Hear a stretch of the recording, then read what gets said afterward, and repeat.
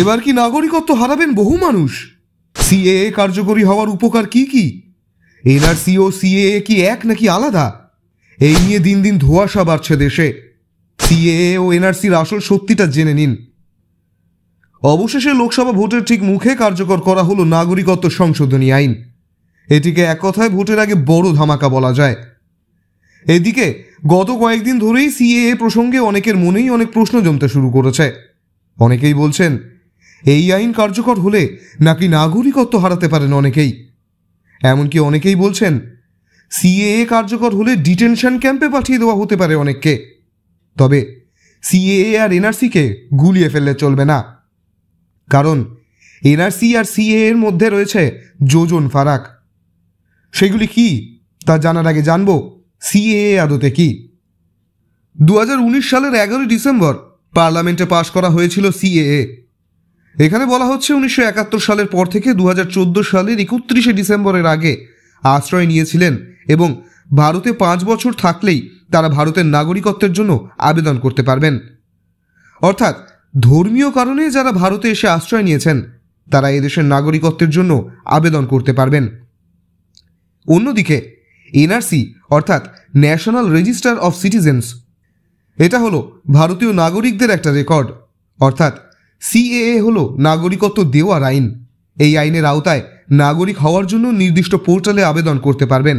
আর NRC হলো অবৈধভাবে যারা ভারতে রয়েছেন তাদের বাদ দিয়ে বৈধ নাগরিকদের নিয়ে তৈরি নথি।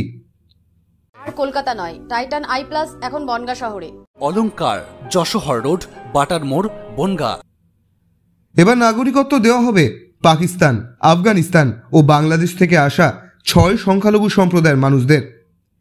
এই 6 সম্প্রদায় হল হিন্দু, শিখ, বৌদ্ধ, জৈন, পার্সি এবং খ্রিস্টান। এর ফলে এইসব মানুষজনের যেমন পুনর্বাসন এবং নাগরিকত্বের আইনি বাধা দূর হবে, তেমনি কয়েক দশক ধরে নির্যাতিত এই উদ্বাস্তুরা এবার একটি মর্যাদাপূর্ণ জীবন পাবেন। এছাড়াও নাগরিকত্বের অধিকারের মাধ্যমে তাদের সাংস্কৃতিক, ধর্মীয় ও সামাজিক পরিচয় রক্ষা হবে। একই সঙ্গে এইসব মানুষ এবার অর্থনৈতিক, বাণিজ্যিক, অবাধ চলাচল, সম্পত্তি কেনার মতো অধিকার পাবেন। মোট কথা, সিএএ নাগরিকত্ব দেওয়ার আইন। সিএএ এর মাধ্যমে কোনো পরিস্থিতিতেই নাগরিকত্ব হারাবেন না কোনো ভারতীয় নাগরিক, তা তিনি যে ধর্মেরই হন না কেন। এই আইন শুধুমাত্র সেই সব লোকেদের জন্য যাদের বছরের পর বছর ধরে উৎপীড়ন সহ্য করতে হয়েছে এবং যাদের বিশ্বে ভারত ছাড়া আর কোথাও যাওয়ার জায়গা নেই।